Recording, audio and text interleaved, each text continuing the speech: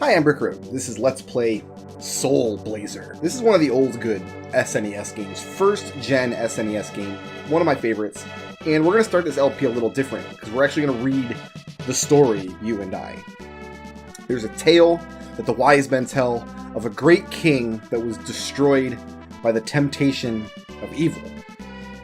The empire was ruled by a powerful man, King Magritte. And King Magritte is going to be a central focus of this Let's Play.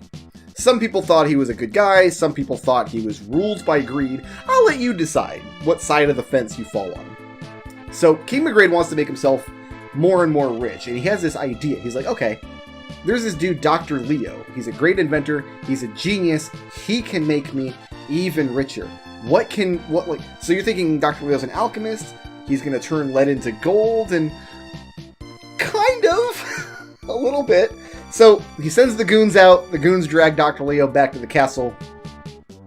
And yeah, so the story's catching up with me here. Soon Dr. Leo was brought to the castle. I like how the story here specifies that Dr. Leo was placed into a small room in order to invent a machine that would summon the King of Evil, Death Toll. That's the king's plan. King Magritte is going to make a deal with Death Toll, and he needs a machine to summon him. So that's done. And the deal is, the king will give Death Toll all living creatures, and in return, Death Toll gives him 1 piece of gold for each one. And soon the world was completely empty.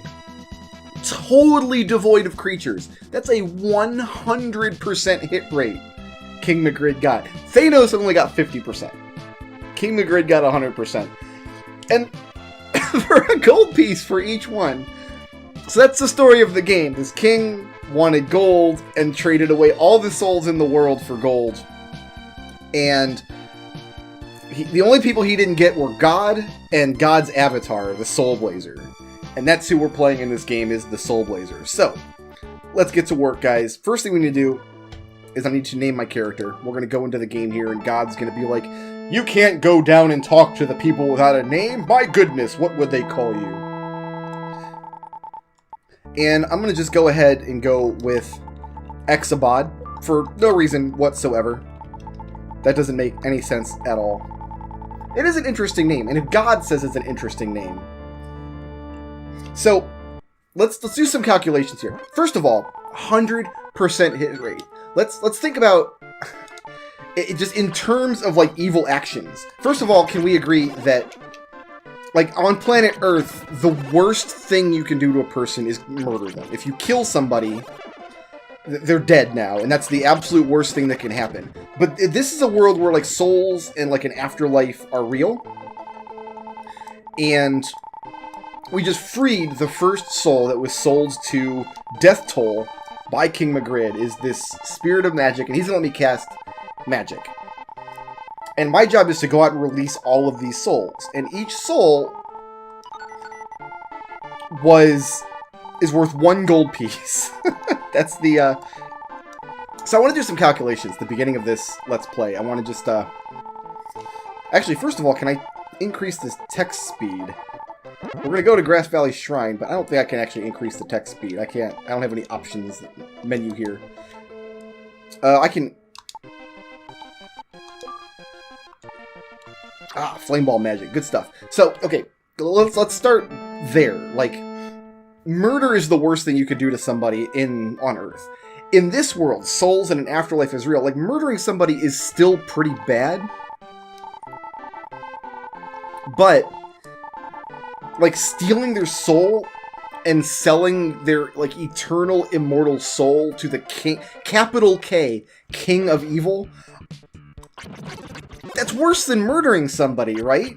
So, thinking of King Magritte in those terms, like, he beats Joseph Stalin, he beats Adolf Hitler, he beats Daenerys Targaryen, like 100% hit rate. He emptied the planet of souls.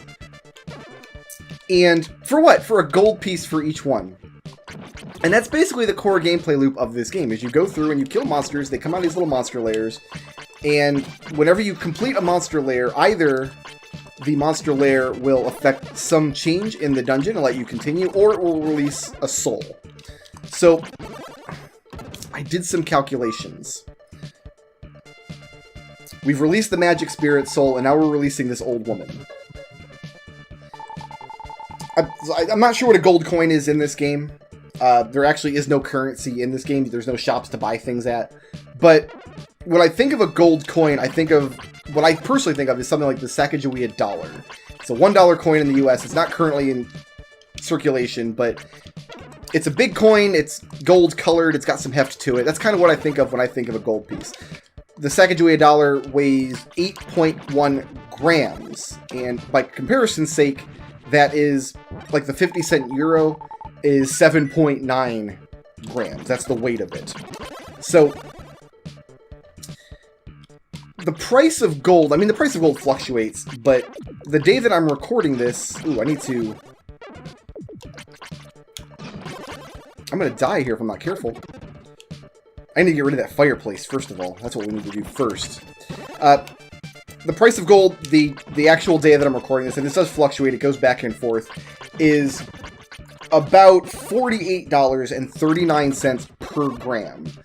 So a coin like the Sacagawea dollar at 8.1 grams is worth $391.96 per coin. And because the price of gold fluctuates, we're just going to say that rounds out to about $390. So far we've released 2 souls. The Soul of Magic and... No, I don't want to return to Grass Valley just yet. And some old woman. So right now, King Magritte is up to $780 for stealing those 2 souls. And we're going to keep a running tally of this information. How many souls... How much, if each soul is worth $390, how much did King Magritte get by the end of this game when we've completely repopulated the whole planet? Everybody's back now. I'm dead. I died. That's fine. You lose gems when you die. Gems are your MP, basically. I could have equipped a medical herb and not died, but it's fine. We get to go beat this old woman now. Hey, old woman.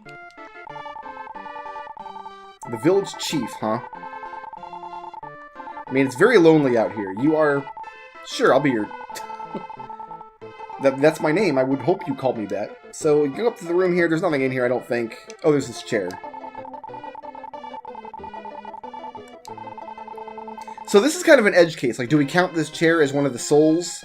Because we didn't actually release the soul of this chair. We just released the soul of this woman downstairs, right? And also there was a potted plant. There's a flower down here in a pot that is also kind of pre-released. So we'll just say that maybe King Magritte didn't get that one, okay? Maybe King Magritte only has a 99.998 hit rate, perhaps. But yeah, I'm going to keep a tally on screen. How much money King Magritte has made by completely genociding the entire planet. I don't have any gems, so I can't cast my magic. This game does have a kind of interesting magic system, in that when you cast spells, they come out of your little ball of magic. They don't actually come out of your face, like they would in most games.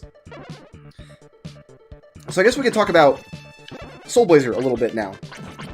It's a very, very early SNES game. It was developed by a studio called Quintet, who is very near and dear to me because they made a lot of really good early SNES games. The 3 that I'm most familiar with are Soulblazer, ActRaiser, which was another very early NES game, or SNES game that was great. And then Soulblazer is kind of an unofficial sequel. There's kind of a trilogy of Soulblazer games about God sending his avatar down to the world. ActRaiser is not actually in that trilogy, bizarrely enough. But the other games, Illusion of Gaia and Terranigma is the 3rd one. But Soulblazer and ActRaiser I played extensively back when the SNES was still new, back in the dawn of time, it feels like.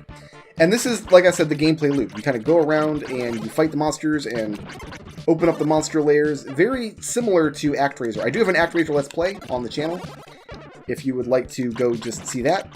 It's pretty much the same thing a lot of the times, just opening up these monster layers, except that game has arcade-style levels kind of interspersed with these sim sections where you're building up the actual world. In this game, the world gets built up automatically and more organically, instead of having kind of two completely different styles of game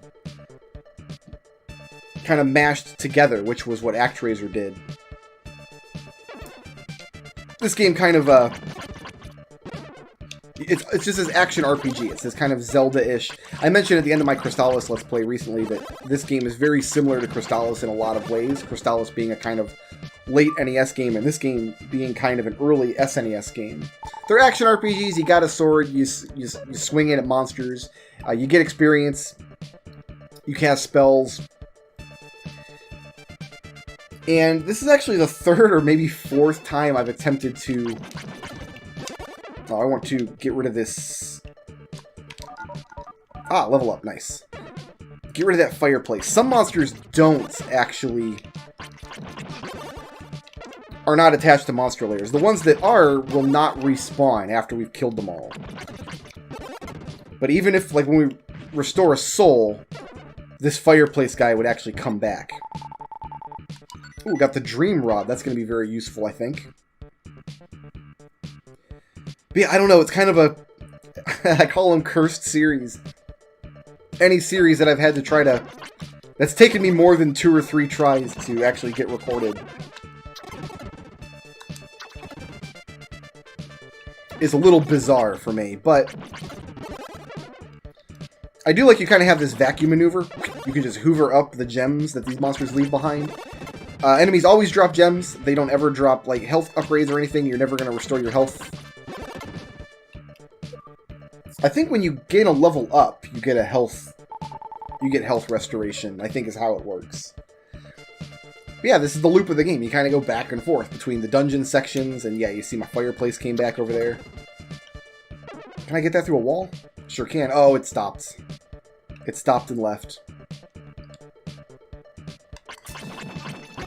And eventually we'll get far enough in the dungeon where we're going to be blocked. And then we'll go back out to town and we'll see all the new people that we've freed. In fact, I think that'll happen right down here.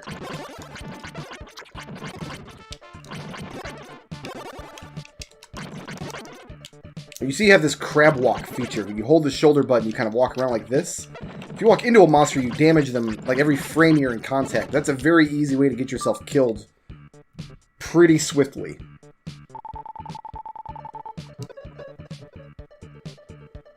And usually an NPC will say something like this if you're supposed to go back and talk to them. Like, this guy can't turn the wheel. He needs somebody strong to turn the wheel. How about Exabod? I come from God. I think I can handle that wheel. I also like how stoic the character looks. Like, this walk cycle, it's just his feet moving, and his upper body, like, he's holding it perfectly steady. Like he's a statue. Like a Romanesque presence in the world. Let's go see all of the new souls that we have restored to life. So in here we know is the old lady. I am the one who released you. So in every level of the game, in every town area that you find, you can find somebody who will replenish your medical herb if you use it up. Yeah, thanks. Thanks, buddy. And you, though...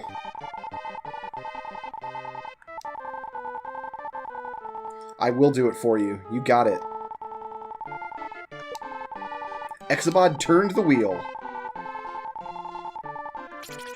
So now, water is getting down into the dungeon, so we can go back down to the dungeon now and continue on with our adventure. Although, every so often you do want to just go visit God, because every time you come into God's house here, you can save your game, you get your health refilled, it's all good. We do wish to continue.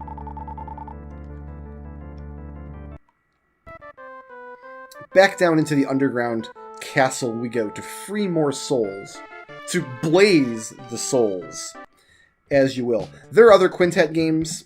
Robotrek. I think I played Robotrek many, many years ago. I don't remember much about it. They made an ActRaiser 2, which was not very good. And most people, when it comes to the Soulblazer trilogy, most people think Terranigma is the best one. That is, it is a very impressive game. Actually, I could just nuke all you guys, right? Yeah, got him. Beautiful. It's kind of the opposite of the way I like the series. I think Soulblazer is my favorite out of the trilogy. Illusion of Gaia is okay, but there's a lot about Illusion of Gaia that I wouldn't recommend. I guess I don't really need to go into too much detail about Illusion of Gaia here. And then Terranigma, I tried playing it, but it lost me at, I don't know, the 50 or 60% mark. I'm not really sure how far I made it into that game. But Soulblazer I keep coming back to.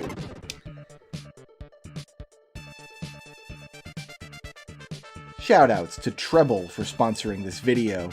If you liked the video and you'd like to see more, please tickle my thumb, leave a friendly comment, and ring my little bell.